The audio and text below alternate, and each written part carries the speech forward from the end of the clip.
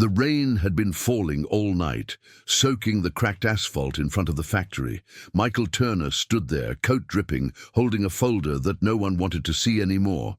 Inside were the last pages of his defense, words that no longer meant anything. He looked up. The lights inside the Turner Auto Parts plant flickered like a dying memory. His name was still printed on the employee badge hanging from his neck, but now it felt like a curse. 2 years earlier, he'd been the best maintenance supervisor they had.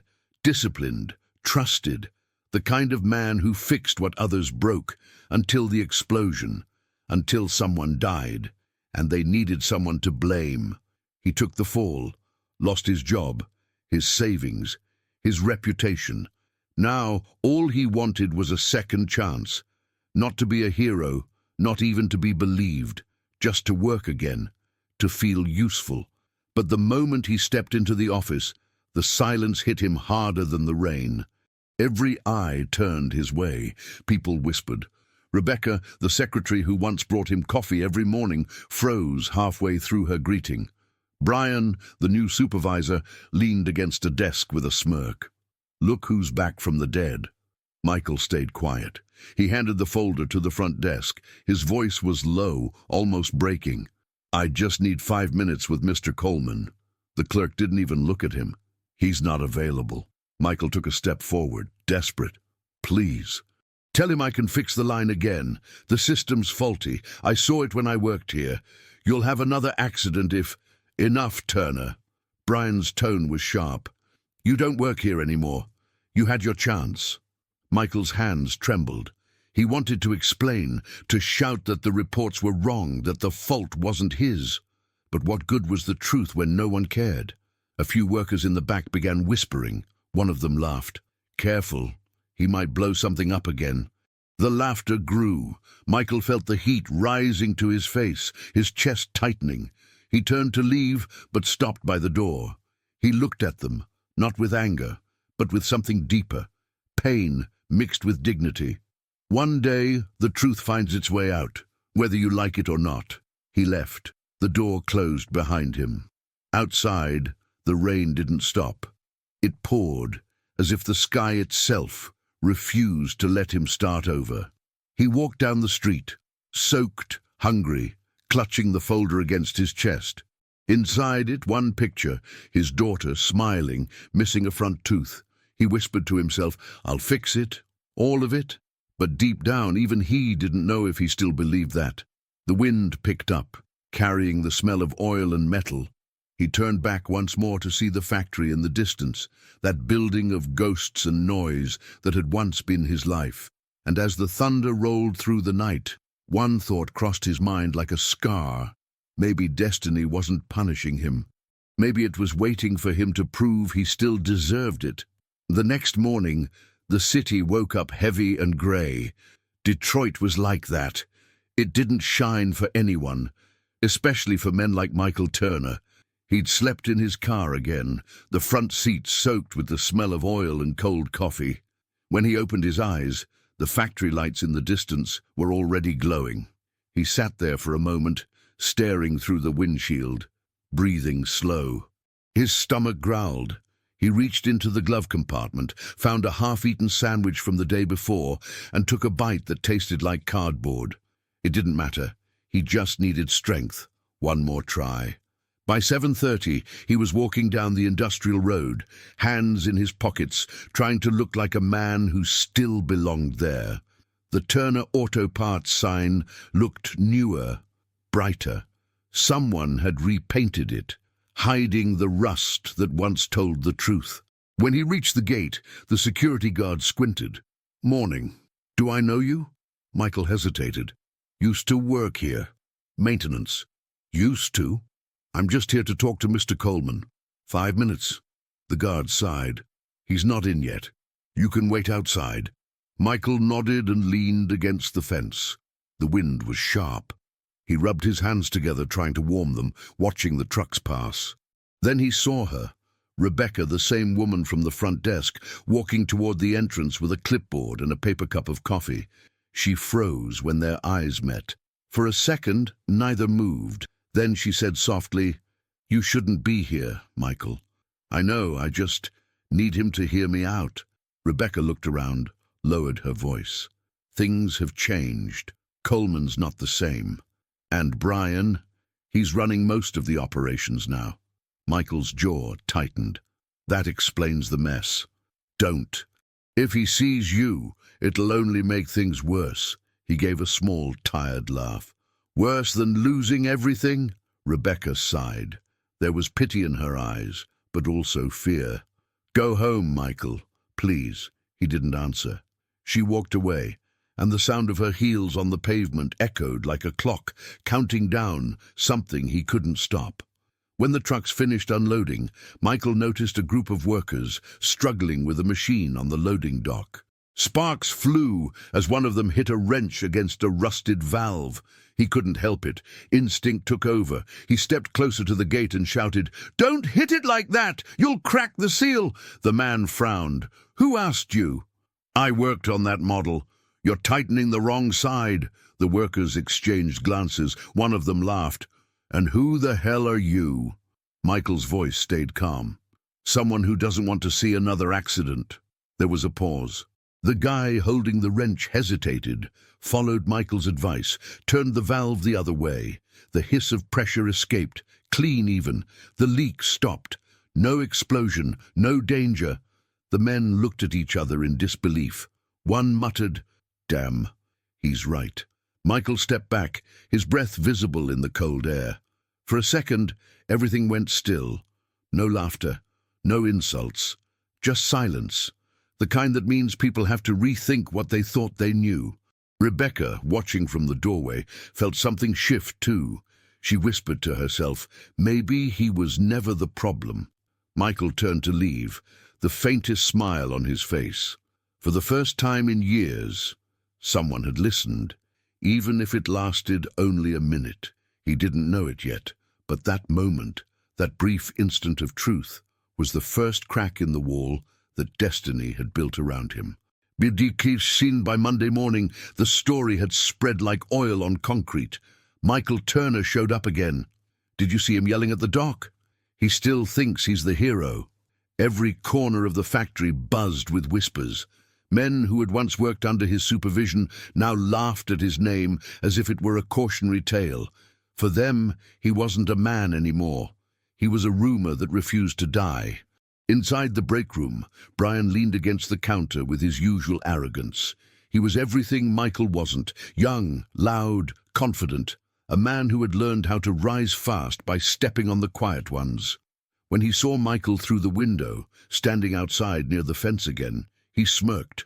Look at that, he's back, the ghost of line 4.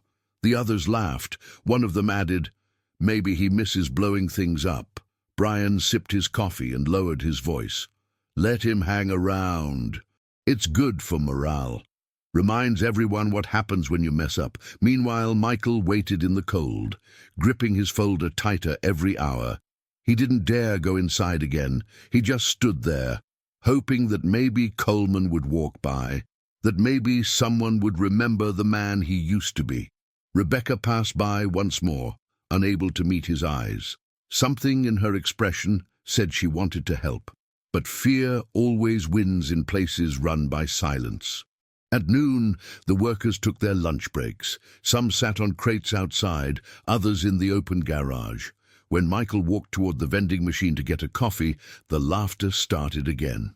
Hey, Turner, you fixing machines or begging for change now? He froze. Another voice joined in. Careful. He might bring the whole building down just by touching it. Michael kept walking, pretending not to hear, but every word landed like a hammer inside his chest. He'd survived worse, the hearings, the accusations, the day the police came to his house. But there was something cruel about being laughed at by the same men whose lives he once protected. Brian appeared behind him, slow, deliberate. You really don't know when to quit, huh? Michael turned. His eyes were calm, but there was pain buried deep. I'm not here for you. Then who are you here for? The ghosts? Michael's voice came out low, steady. For the truth. Brian laughed out loud. The truth? The truth got buried with the guy who died in that explosion. You think anyone cares about your version now? Michael didn't move. He let the words hang in the air, heavy. Rebecca appeared at the doorway again, watching the scene unfold. She could see Michael's hands shaking, though he tried to hide it. Brian stepped closer. "Go home, Turner. You don't belong here anymore." Michael met his eyes. "Maybe not, but I still remember how this place used to sound when people worked with pride." That silenced the laughter for a moment. Brian's smirk faded. Michael walked away, his steps echoing through the metal hallway. Each step was a reminder that humiliation doesn't destroy a man. It reveals what's left of him when everything else is taken. Outside, the wind howled through the factory yard. He stopped by the fence, stared at the skyline darkened by smoke and whispered, "They can laugh all they want. I'll fix this place, even if it kills me." The clouds above moved slowly, swallowing the faint light of the afternoon. Detroit didn't care. The city never did. But destiny was listening. Sometimes the world breaks a man just to see what he'll do when there's nothing left to break. Tuesday morning, cold wind, grey sky, the kind of morning that makes the city look tired of itself. Michael Turner showed up again. Same jacket, same look, same silence, but there was something different about his eyes this time. Not anger, not despair. A quiet certainty, the kind that only a man who's lost everything can have. The workers noticed. Some pretended not to, others whispered. No one dared talk to him directly. Around 10 o'clock, chaos hit. A warning light started flashing in the control room. Line 3, the main hydraulic compressor, started overheating. The alarms blared, and the metallic sound filled the factory like panic spreading through walls. Brian ran in yelling orders, but the system didn't respond. "Shut it down, now!" The pressure gauge hit the red zone. One more minute, and the whole section could blow. Michael, who had been standing near the exit, saw it happen. He didn't think. He just moved. Instinct, training, and something stronger than fear.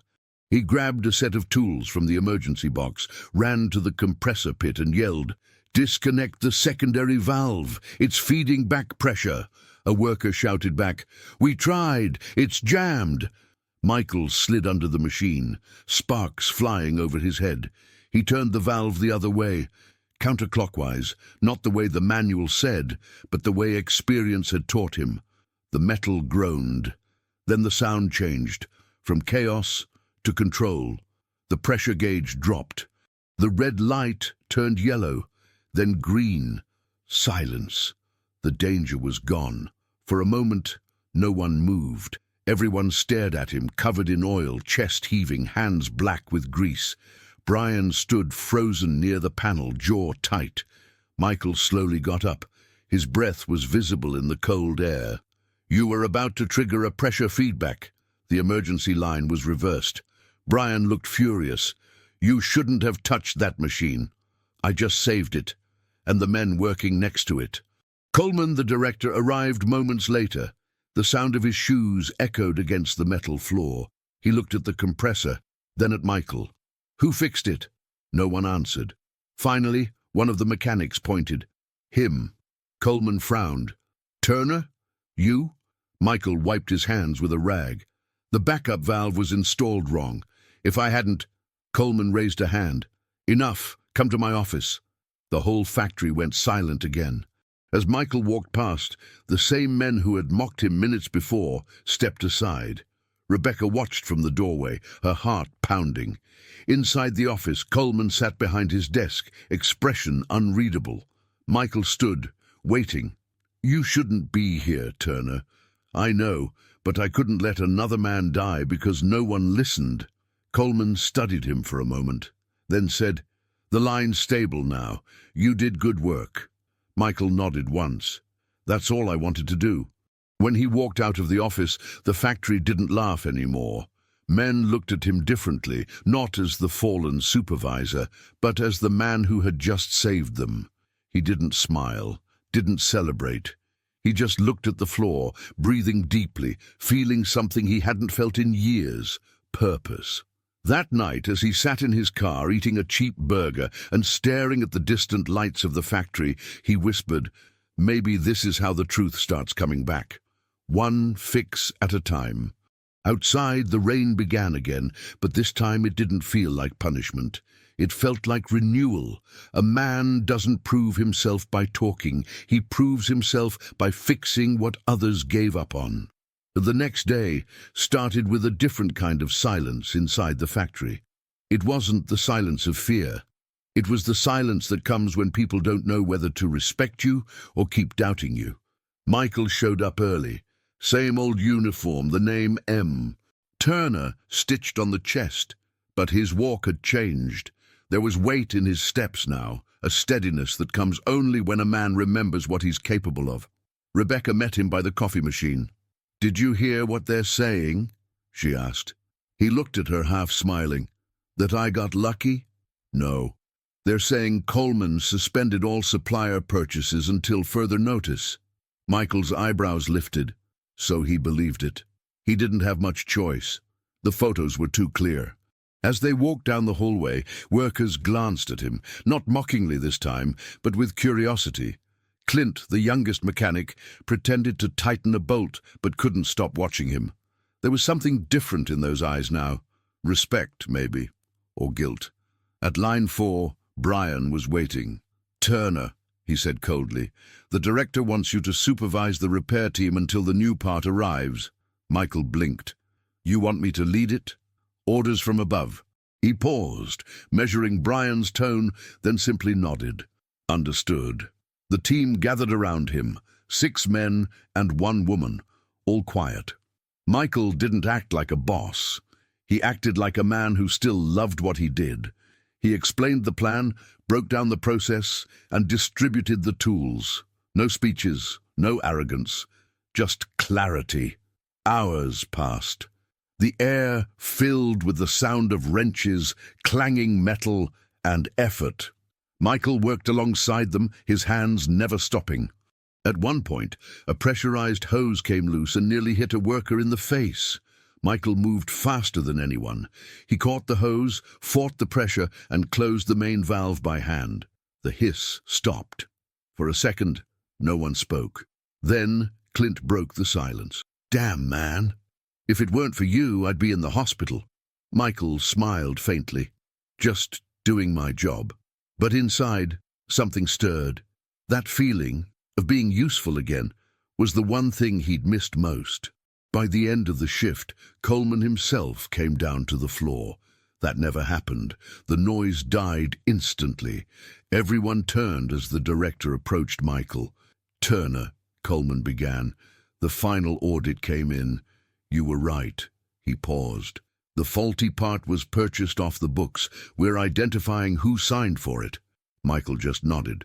Coleman continued. "Also, I want you to assist with the new safety training. Your experience is valuable." The words hit harder than applause. Michael blinked, not sure he'd heard right. "You want me to teach?" "I want you to help rebuild what this place lost." For a moment, Michael couldn't speak. It wasn't pride he felt. It was gratitude. A quiet kind, the kind that fills the chest but never reaches the mouth. When Coleman walked away, Rebecca appeared beside him, smiling. "You see?" Michael shook his head, still processing. "It doesn't feel real yet. Then start believing it." She touched his arm lightly and walked off, leaving him staring at the machines as they came back to life. The sound of metal against metal felt different now. Not like noise, like rhythm. That evening, he stepped outside as the sun set behind the smokestacks. The sky was painted orange and gold. He looked down at his old, cracked watch. For the first time in years, the glass caught the light just right, and for a heartbeat, he thought the second hand moved. Maybe it was just the sun. Or maybe it was destiny. Sometimes recognition doesn't come through applause. It comes through silent looks that say, "You were right all along." 2 days later, the factory was back in full swing. Machines roared, the floor shook, and the smell of oil mixed with cheap coffee and the faint trace of burned metal. Michael walked through the corridors with a clipboard in hand, his name now listed as temporary technical supervisor. It wasn't much, but it was enough to give him back something he'd lost long ago. Dignity. Still, something felt wrong. Coleman had promised to keep investigating the faulty parts, but no updates came. No meetings, no emails, just silence. And Brian, who used to bark orders, had grown quiet too. Too quiet. That night, Michael stopped by the hospital. His wife lay asleep under the dim light of a small room, her face pale but peaceful. Sarah, their daughter, sat beside her, legs swinging from the chair. When she saw him, she ran up and hugged him tight. "Daddy!" He knelt and held her close. For a moment, the world stopped being cruel. "How's Mom?" The nurse said, "She needs more tests." He smiled weakly and brushed her hair aside. "She's strong. We'll get through this." When Sarah went to buy a chocolate bar from the vending machine, Michael stayed by the glass wall, looking at his wife. He saw every sacrifice she'd made, every night she'd stayed awake waiting for a phone call that never came, and he knew then that what was at stake wasn't just a job. It was them, his family, the reason he couldn't afford to fall again. He whispered, "I won't fail this time. I promise." The next morning, he arrived at the factory before dawn. The air was cold, the lights still flickering. He wanted to get ahead on the new safety report. But when he turned on the computer, he found a single unread email. No sender, no subject, just a line of text. "You have no idea who's standing next to you." Attached was a photo. The picture showed a truck unloading boxes marked Midwest Components, the same supplier linked to the scandal. The timestamp read 3:12 a.m. And in the shadows near the truck, holding a clipboard, was Brian. Michael's stomach twisted. Everything clicked. Brian wasn't just covering up the scheme, he was part of it. Maybe the one running it. But why? Money? Ego? Or something deeper? Orders from above? He printed the photo, folded it, and slipped it into his pocket. Then walked out of the office, pretending to look calm. But as he passed the window, he saw Brian outside talking to two truckers. The handshake, the envelope, the same quiet corruption he'd seen ruin good men before. That night, sleep didn't come. He sat on the couch, the ticking of the broken watch echoing inside his mind. It didn't move, yet he swore he could hear it. Each imaginary tick whispered the same thing: do what's right. He grabbed his phone and called Rebecca. "I need to show you something." "Now? It's almost 11. Please. It can't wait." Half an hour later, she showed up at his apartment. Michael spread the photos across the table. Rebecca stared at them in silence. This is serious. If he's buying from illegal suppliers, someone needs to report it. "I know. But what if Coleman's involved too?" She hesitated. "You're risking everything again. Are you ready for that?" "I can't ignore it. Not this time." She looked at him for a long moment. "You know what's at stake. You could lose everything again." Michael clenched his fist around the old metal clasp he carried like a token. "I've already lost enough." The light from the table lamp hit his broken watch, scattering across the room like fragments of a second chance. Maybe time wasn't moving. Maybe it was waiting for him to act. Every man faces a moment when silence becomes betrayal. The question is, who will he be when that moment arrives? The morning broke under a blanket of grey clouds. Detroit looked like a city caught between silence and exhaustion. Michael Turner drove to the factory with his jaw tight and a decision burning in his chest. He knew now Brian was behind the sabotage, but he also knew that one wrong move could turn the tables on him again. He'd been accused once before. He wouldn't survive a second time. Rebecca met him near the welding section. Her face was tense. "Coleman scheduled a meeting at 10. About the audit?" She nodded. "I think so. But if Brian's involved, he won't go down quietly." Michael glanced at her. "Then we'll have to be louder than him." Inside, the machines roared as if the whole building tried to drown out the truth. Michael walked through the aisles, scanning every valve, every line, every face. He had memorized this place, every sound, every vibration. That's why he noticed it right away. A new shipment of parts stacked near the back, labeled R42HX. The same code as the defective clamps that caused the first explosion years ago. He froze. Same supplier, same product. Proof that the corruption hadn't stopped. It had just learned to hide better. He grabbed one of the clamps and shoved it into his pocket. As he turned, a familiar voice cut through the noise. "Looking for something, Turner?" Brian stood by the door, arms crossed, eyes cold. Michael steadied his breathing. "Just checking inventory."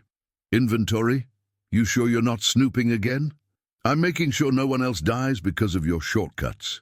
Brian stepped closer, lowering his voice. "Careful. You don't know who you're dealing with." "I know enough." For a tense second, neither moved. Then the factory alarm blared. A hydraulic line had ruptured in Section 3. Steam and shouts filled the air. Without hesitation, Michael ran toward the sound. The line had burst open, flooding the floor with boiling fluid. One of the young workers, Eddie, was pinned under a twisted support bar. The heat was unbearable, and the pipe above him hissed under dangerous pressure. Brian yelled from behind, "Stay back! The line's unstable." Michael ignored him. He slid through the steam, grabbed a wrench and started loosening the pressure joint. The bolts were glowing red. He burned his hands but didn't stop. "Bring the hydraulic jack!" he shouted. "Now!" The younger men scrambled. Michael held the structure with his shoulder, muscles trembling, as the others slid the jack under. The sound of metal bending filled the room, a screech like the scream of the building itself. Finally, the bar lifted just enough. They pulled Eddie free.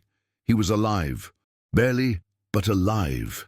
Silence fell. Everyone stared at Michael, breathing hard, covered in oil and sweat. For the first time, even Brian was speechless. A weak voice broke the quiet. Eddie, half-conscious, whispered, "You saved me." Michael squeezed his hand. "You're safe now. That's what matters." Minutes later, Coleman rushed in. "What the hell happened?" Clint, the young mechanic, stepped forward. "The valve broke. Turner stopped the leak. If he hadn't—" Coleman raised a hand. "That's enough. I saw the readings. He stabilized the system manually." Then he turned to Michael. "You prevented a disaster." Again. Michael nodded, exhausted. "I just did what needed to be done." Coleman's tone softened. "Maybe that's exactly what this company's been missing." But as Michael looked across the room, his eyes met Brian's. The look was poison, cold, calculating, the kind of look that promised revenge. Michael knew the fight wasn't over. He'd just won a battle. But the war, the real one, was still waiting for him in the dark corners of that factory. Sometimes life doesn't test your strength in victory, but in the moment you choose to save someone who once laughed at your pain. The factory slowly returned to normal after the accident, but something had changed. People greeted Michael with quiet respect. Some called him a hero. Others just nodded as he passed, unsure how to treat the man they'd once mocked. After years of being branded the failure, it felt strange to be seen as the one who did the right thing. Yet the silence around the sabotage remained. The anonymous email, the photos, the missing parts. Brian acted calm, but his eyes gave him away. Nervous, watchful, waiting for something. Coleman still avoided the subject, pretending the problem didn't exist. It was as if the entire factory had agreed to look the other way. And Michael knew, before he could face them, he had to face himself. That night, he drove to his mother's small house on the east side. The porch light flickered like it always had. Inside, the smell of coffee and old wood filled the air. Family photos covered the walls. Birthdays, picnics, his father holding a wrench, laughing. And on the shelf, the old pocket watch, his father's watch, the same one that stopped ticking the night of the accident 2 years ago. "You look tired, son," his mother said, pouring him a cup. "Long week." "You've had long years, Michael." He didn't respond. She studied him quietly, then asked, "You still wearing that broken watch?" He nodded. "Dad said he never fixed it because it stopped at the exact moment he almost died at work." said it reminded him that every second matters. She smiled faintly. Maybe it stopped so you'd remember too. Michael looked at the watch in his hand. The cracked glass, the frozen time, 2:47. That was the exact time of the explosion, Mom. You think it means something? Maybe it's punishment, a reminder. She shook her head gently. Or maybe it's forgiveness, waiting for you to notice. He swallowed hard. The words hit deeper than he expected. For 2 years, he'd carried the guilt of what happened.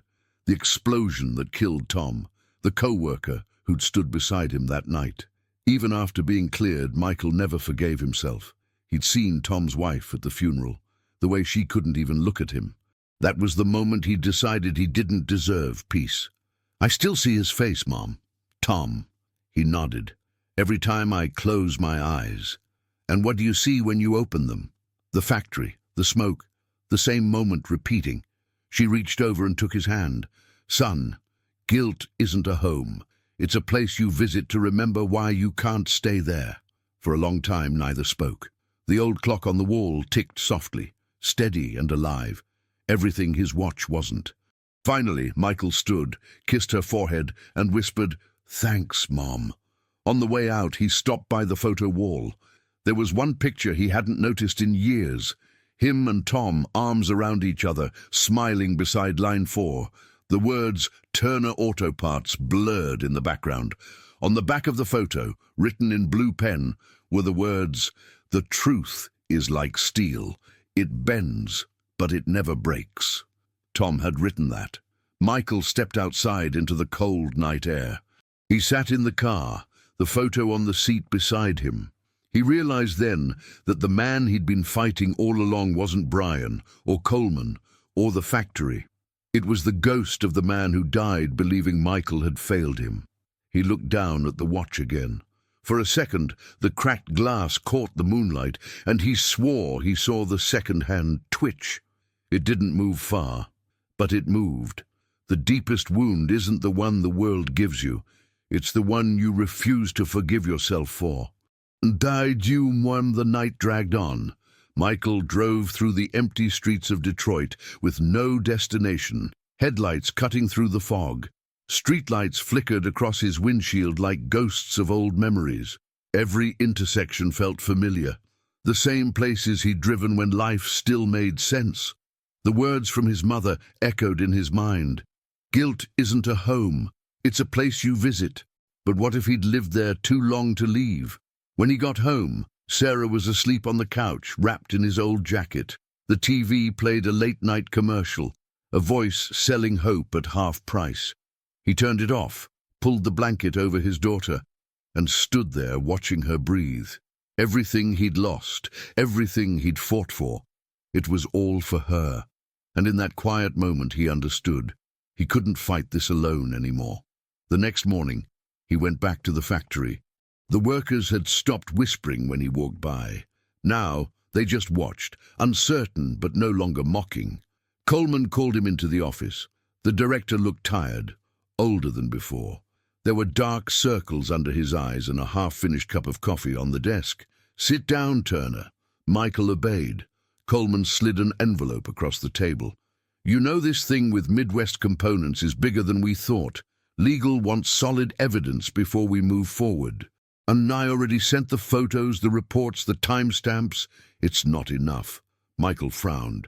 "What are you saying?" Coleman leaned forward. "I'm saying I need your help. We're opening an internal investigation, officially, and I want you on it." For a second, Michael thought he'd misheard. Him, the man once accused, now trusted to clean up the mess. "Why me?" "Because no one here knows the ground better than you do." Michael hesitated. "And if I find something you don't want to see," Coleman's voice lowered, "then you show it to me anyway." The words hit deep, not because of trust, but because it was the first time in years someone had handed him responsibility instead of blame. He nodded. "I'm in." From that day, he and Rebecca worked side by side, long nights, endless paperwork, coffee going cold before they could drink it. They combed through purchase orders, cross-referenced suppliers, and found patterns where others saw numbers. Rebecca handled the digital files, Michael handled the physical ones, handwritten forms, signatures, ink smudges. Every discovery brought them closer to the truth and closer to danger. Late one night, Rebecca looked up from her laptop. "You know what amazes me, Michael?" "What?" "After everything they did to you, you still believe people can change." He smiled faintly. "I try to believe in what's left of them."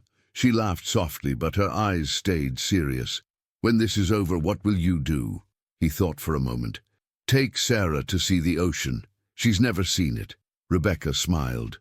"So it's for her, huh?" "Always was." Hours later, they found it. Invoices with fake serial numbers, hidden inside legitimate shipments. Each one signed with the same approval code, BR17, Brian's initials, the proof they'd been waiting for. Rebecca covered her mouth in disbelief. "This is enough to bring him down." "Not yet," Michael said. "We need to catch him in the act." The plan formed quickly. The next delivery from Midwest Components was scheduled for Friday, 3 a.m. The same hour the mysterious shipments had always arrived. Michael's jaw tightened. "I'll be there." Rebecca's eyes widened. "Alone?" "The fewer who know, the better." She grabbed his arm. "Don't do this. If something goes wrong, they'll blame you again." He exhaled slowly. "Maybe, but this time, I'll be ready." Rebecca looked at him for a long moment, then handed him a small flashlight. "Take this. At least you'll have something to see through the dark." He held it in his hand. Light, simple, but powerful. The beam caught the cracked glass of his watch, scattering light across the room. For the first time, he didn't feel alone. Real help doesn't come from those who save you. It comes from those who hand you the courage to save yourself. Friday, 2:45 a.m. The factory slept under a sky of cold steel and restless wind. Michael crouched behind an old delivery truck parked near the back gate. His breath came out in white clouds. In one hand, he held the small flashlight Rebecca had given him. In the other, his phone, the recorder already running. Every second stretched like an eternity. At exactly 3 hours, headlights appeared in the distance. A black truck rolled through the side gate, its engine growling low. 3 men climbed out. One of them carried a clipboard. Michael didn't need a closer look to recognize that shape, that confident walk. Brian. He watched as they began unloading crates, marked Midwest Components. The same seal, the same boxes, the proof he needed. He zoomed in with his phone, recording every move. For a moment, the only sounds were the thud of metal and the low murmur of voices. Then a question cut through the night. "The director doesn't suspect?" Brian answered without looking up. "Not a chance, and when he does, it'll be too late. The paperwork's clean. Turner's just a ghost trying to clear his name." The men laughed. Michael's grip tightened around the phone. He felt anger rising, not the kind that screams, but the kind that burns quietly inside a man's bones. He wanted to step out, to end it, to make Brian say those words to his face. But reason held him back. He had come for truth, not revenge. He adjusted his flashlight, covering most of the beam with his palm, leaving only a sliver of light, enough to capture the faces, the boxes, the moment. But as he leaned forward, the flashlight slipped from his hand and hit the ground with a faint clink. The sound echoed in the empty yard. "What was that?" Brian snapped. Michael froze. The footsteps approached, slow, cautious. He could hear Brian's boots scraping the concrete, feel his pulse pounding in his ears. A flick of a lighter. For a second, the flame revealed Brian's face, suspicion sharpening his eyes. He took another step forward, scanning the shadows, then shrugged. "Probably a rat. Let's finish this and get out." Michael exhaled silently, retrieving the flashlight. The glass had cracked, the light flickering weakly, but it still worked. He aimed it just long enough to catch the last few frames. The crate sealed, the truck door closing, an envelope of cash changing hands. When the vehicle began to move, Michael ran along the edge of the wall, filming the license plate as it disappeared into the dark. Then he noticed something on the ground, a small shipping label that had fallen from one of the boxes. He picked it up and snapped a photo. It had a barcode and a destination number that matched the falsified invoices. It was enough, but fate never lets a man leave clean. As he turned to leave, a blinding light hit his face. "What the hell are you doing here, Turner?" "Brian." Michael squinted, shielding his eyes. He hid the label in his pocket, but Brian was already storming toward him. "You spying on me again?" Brian roared, grabbing the phone from his hand and smashing it to the ground. The screen shattered, the sound echoing through the yard. "That's enough," Michael shouted. "This isn't about you anymore, it's about the truth." "The truth?" Brian shoved him against the metal wall. "You think anyone's going to believe you? After everything you've done?" Michael stared at him, steady. "I don't need them to believe me. I just need to prove it." Brian's fist rose, but before he could strike, bright headlights cut through the darkness. A car screeched to a stop. Coleman jumped out, followed by 2 security guards. "What the hell's going on?" the director shouted. Michael pointed toward the road. "The truck! They're running illegal parts through the company's shipments. I have the evidence." Coleman signaled the guards. "Stop that truck! Now!" Brian froze, his face pale. Rebecca appeared behind Coleman, breathless, holding her tablet. "The security feed is live. I saw everything. It's all recorded." The color drained from Brian's face. He stepped back, cornered, silent. Coleman turned to Michael, his voice lower now, almost human. "It's over, Turner." Michael sank to his knees, exhausted. Oil, sweat, and relief mixed on his face. The broken flashlight flickered beside him, the beam landing perfectly on the old watch at his wrist. For the first time, it ticked. Once. Then again. Destiny doesn't rush. It waits for the moment when the truth finally runs out of places to hide. By sunrise, the factory was quiet again. The flashing red lights from the night before were gone, but their reflection still lingered on the wet asphalt, like a wound that refused to close. Michael sat on the back of an ambulance, a blanket around his shoulders, hands trembling slightly. The paramedic checked his pulse, but he barely heard a word. His mind was elsewhere, in the echo of everything that had just happened. Across the lot, 2 police cars idled near the entrance. Brian was in handcuffs, head down, refusing to look up. Coleman stood beside the officers, talking quietly, his expression unreadable. Rebecca watched from a few feet away, arms crossed, trying to hide the mix of relief and sadness on her face. Michael felt none of it. No victory, no satisfaction, just emptiness, the kind that follows when a man finally wins the battle that destroyed him. The officer approached. "Mr. Turner, we'll need your statement again in the morning." Michael nodded weakly. "Of course." When the officer walked away, Coleman stepped forward. For the first time in months, he didn't look like a director. He looked like a man who'd seen too much. "You did the right thing, Turner. You stopped something that could have ruined this company." Michael didn't respond. "I'll make sure everyone knows it." Still silence. Coleman sighed. "You should go home. Rest." Michael looked up slowly, eyes heavy. "I don't know what that means anymore." Coleman hesitated, then placed a hand on his shoulder. "Sometimes doing the right thing doesn't feel like victory. It just feels necessary." Then he walked away. Rebecca came closer, crouching beside him. "Hey, you okay?" He tried to smile, but it came out as something else. Tired, fragile. "I guess I am." "You should see a doctor. You've been running on fumes for days." "I've been running on guilt for years. Fumes feel better." She chuckled softly, shaking her head. Then her tone changed. "You know, you could have died in there. Maybe that's what it took, to stop being the man who was always running from ghosts."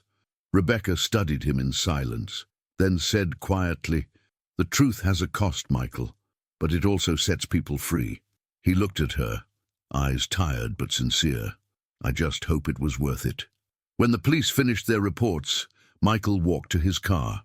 The sky was pale blue now, the first weak light of morning spreading over the city. He sat behind the wheel, staring at his reflection in the cracked rearview mirror. For a moment, he didn't recognize the man looking back. Not the one who lost everything, not the one who saved it either. Just a man who survived. The phone in his pocket buzzed. A text from Rebecca. "They're taking Brian downtown. Coleman called a press meeting. It's over." He turned the phone off. The words didn't comfort him, because deep down, he knew it wasn't over. The factory would move on, new faces would replace the old, and life would pretend nothing had happened.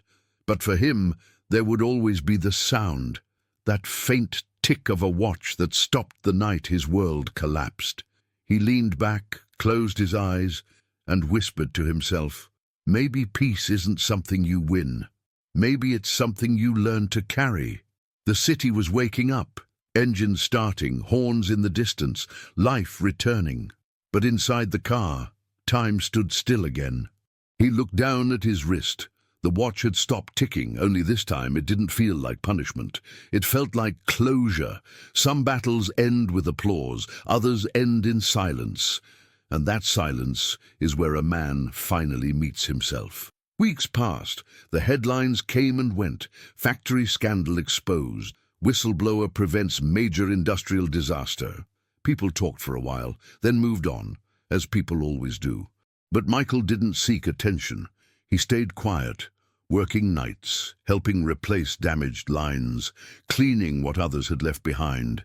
He didn't wear the title of hero. He just wanted to work, to fix what could still be fixed. Coleman had offered him a permanent position in safety supervision. He accepted, not because he wanted authority again, but because this time it felt like purpose, not punishment. He spent his days checking machines, training new recruits, teaching them how to listen to the sounds that others ignored, the hum of a motor that's just slightly off, the tremor in a line that warns before it breaks. He told them, "Machines talk. You just have to stop talking long enough to hear them." The workers began to respect him, genuinely this time. Even the new ones who hadn't lived through the chaos looked at him like a story they'd heard about. The man who didn't give up, even when the world tried to bury him twice. At home, things slowly changed too. His wife's health improved. The doctors said her recovery was steady. Sarah started drawing again, sketches of her father with a toolbox, standing under a bright sun. When she showed him one of them, she said, "You look happy here." Michael smiled softly. Maybe that's what I was trying to remember all along. But the nights were still long. Sometimes he'd wake up at 2:47 a.m., the same hour the explosion had happened, and sit by the window, watching the city lights blink in the distance. It wasn't pain anymore. It was something else. A quiet reminder that time doesn't heal by erasing. It heals by transforming what remains. One evening, he returned to the factory after hours. No one else was there. He walked through the silent aisles, the machines at rest, the smell of metal still in the air. At the far end, near line 4, he found the old locker he used to share with Tom. Inside, there was a single wrench wrapped in a piece of cloth, engraved with a small message: "The truth bends, but never breaks." He sat on the floor, holding it in both hands. He didn't cry. He just breathed, slow, steady, like a man finally allowed to live again. When he stood, the sound of his steps echoed differently this time, not as guilt, not as burden, but as rhythm, steady, certain, alive.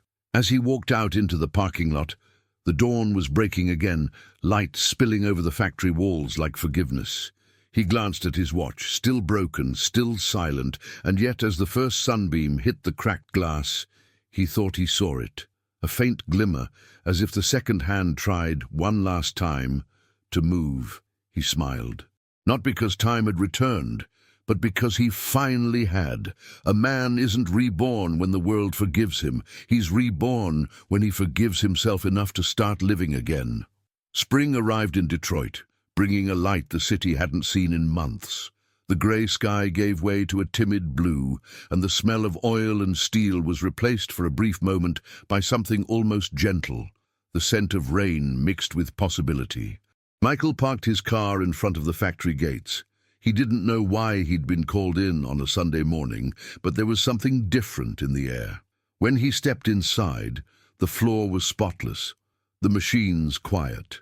Someone had placed a long table near the main line, covered with coffee, pastries, and a banner that read, "Turner Industries, a new beginning." Workers filled the space, talking softly, smiling. Rebecca waved him over, eyes bright. "You made it." "What's going on?" she grinned. "You'll see." A murmur spread through the room as Coleman stepped onto a small platform, microphone in hand.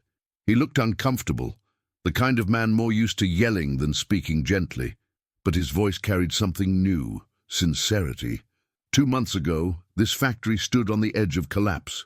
He paused, letting the weight of the words settle.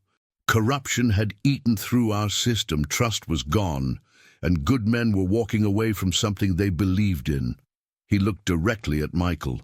One of those men refused to look away. The crowd turned toward him. Michael froze. Coleman continued, "Because of him, this place still stands. Because of him, lives were saved, truth was restored, and we all remembered what honor looks like when no one's watching." Applause filled the air, hesitant at first, then growing louder, warmer, real. The sound wrapped around Michael like light breaking through a storm. He didn't know where to look. He just stood there, stunned, his throat tightening. Coleman motioned for him to come forward. Michael shook his head slightly, but Rebecca pushed him gently. "Go. This is your moment." He stepped onto the small platform. For a second he couldn't speak. All those faces, men who had laughed at him, doubted him, dismissed him, now looking at him with quiet pride. He swallowed hard. "I don't have much to say," he began. I wanted to do what was right. Not for revenge, not for recognition. For us." He looked at the machines, the steel, the hands that had built everything here. "My father used to say a man's worth isn't measured by what he owns, but by what he's willing to fix, even when it's not his fault." He smiled faintly. "I think I finally understand what he meant." Another round of applause. Someone shouted from the back, "You gave us back our pride, Mike." He laughed softly, shaking his head. "I didn't give you anything. We just stopped running from what broke us, that's all." Coleman stepped forward again, holding a small box. Inside was a silver watch, engraved with the factory's logo. "We thought you might need a new one," he said, smiling. Michael stared at it for a moment, speechless. The hands were moving, steady, alive. He looked up, eyes shining. "Thank you, but I'll keep the old one too. It reminds me of who I was before all this." The crowd cheered. Rebecca wiped away a tear. The sound of hands clapping filled the entire factory, metal echoing against metal, hearts beating in rhythm. Michael turned slightly, gazing at the sun pouring through the high windows. In that moment he realized something. The world hadn't changed, but he had, and that was enough. True recognition doesn't come when people finally see you. It comes when you no longer need them to. Months passed, and the story of the man who saved the factory slowly faded from headlines, but not from people's hearts. The new workers still whispered his name with respect. The veterans nodded when he passed by, and the factory itself, with its steady hum and clean, sharp rhythm, seemed to breathe differently now. Michael Turner didn't seek attention. He arrived early every morning, coffee in hand, walking the same path through the corridors he once walked in shame. But now every step echoed with quiet dignity. The safety department he helped rebuild became the backbone of the entire operation. Coleman had made it official. The Turner Protocol, a system of checks, accountability, and mentorship to prevent the kind of corruption that had nearly destroyed them all. Michael didn't design it for recognition. He built it for the next man who'd stand where he once stood, alone, blamed, trying to do the right thing while the world turned away. He started mentoring young mechanics, men who reminded him of himself before everything fell apart. He taught them not just how to read the numbers, but how to feel the machines. Listen to the vibration, he'd say. If something's wrong, it always tries to tell you before it breaks. They laughed at first, but they learned. And slowly, that lesson became something more, a philosophy, almost spiritual, passed from one worker to another. Turner's rule, they called it. Listen before it breaks. Even outside the factory, his quiet influence spread. Other plants across Michigan began adopting the same safety model. Reporters came back for interviews, but he declined. He didn't want to talk about what had happened. He wanted to live what came after. At home, life was gentler. Sarah was older now, full of questions about the past. One evening, as they sat watching the sunset from the porch, she asked, "Dad, are you still mad at what they did to you?" Michael looked at the horizon, the sky painted in gold and rust. "No, sweetheart. Anger's like a broken gear. It just grinds everything until nothing works." She thought for a moment. "So, what are you now?" He smiled softly. "Maybe just a man who finally learned how to stop fighting time." He took out the old watch. Still cracked, still silent. He kept it beside the new one, shining, perfect, ticking. Two pieces of the same life, one broken, one reborn. Sometimes he wondered if the silence inside the old watch meant something else. Not death, but peace. A reminder that not everything that stops is lost. Some things simply finish their job. Weeks later, the company unveiled a small plaque at the entrance. "For those who fix what others abandon," inspired by Michael Turner. He didn't attend the ceremony. He watched from a distance, leaning against his truck, smiling quietly as the workers applauded. Rebecca spotted him and waved. He waved back once, then left, the sound of the factory fading behind him. On the drive home, the sun dipped low, and for a brief moment, light hit the cracked glass of his old watch again. He didn't check the time. He didn't need to. Some truths don't need to move to matter. The greatest legacy isn't what a man builds. It's the courage he leaves behind for others to continue what he started. As years later, the factory still stood. New machines, new faces. But if you listened closely, under the hum of engines and the rhythm of steel, you could still feel it. The trace of one man's heartbeat left in every bolt, every line, every lesson. Michael Turner had retired 3 years earlier. He now lived in a small house near Lake Michigan, where the mornings smelled of pine and the nights of calm water. He spent most of his days fixing small engines for local fishermen, refusing payment more often than not. People in town called him the man who listens to machines. He never corrected them. Sometimes he'd sit on the dock with a cup of coffee, watching the light dance on the surface of the lake. The old watch was still with him, the one that stopped at 2:47. It no longer felt like a symbol of loss. It was part of him, like a scar that stopped hurting long ago, but still remembers the story. One autumn afternoon, Sarah visited with her 2 children. They ran along the dock laughing, their reflections shimmering in the water. She sat beside her father and placed a hand on his arm. "They're getting big, huh?" "Too fast." He smiled. "Feels like yesterday you were the one running." They watched the sunset together. The lake turned to gold, the air still, quiet. Sarah looked at the old watch in his hand. "It still doesn't work." "It's not supposed to," he said softly. "Some things stay still so we can move on." She smiled, leaning her head on his shoulder. "You never told me what really happened back then." He exhaled slowly. Maybe because the story was never about what happened, it was about what came after. He looked at the horizon, vast, endless, and saw his reflection merge with the fading light. For the first time he didn't see guilt or pain staring back, just a man who had walked through fire and found peace on the other side.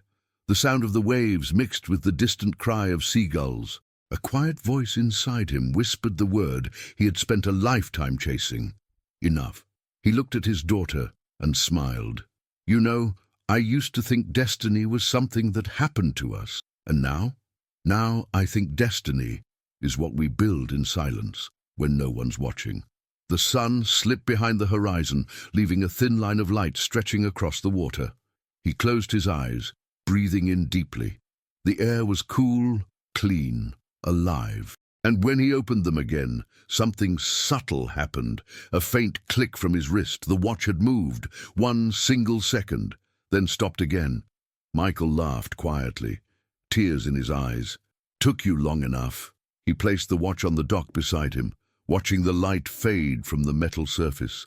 The world around him was silent, not the silence of emptiness, but the silence of peace finally found. Destiny doesn't rush. It waits for the moment when a man stops running from who he was and finally becomes who he was meant to be. Fade out. The sound of gentle water and the steady beat of a heart that no longer fears time.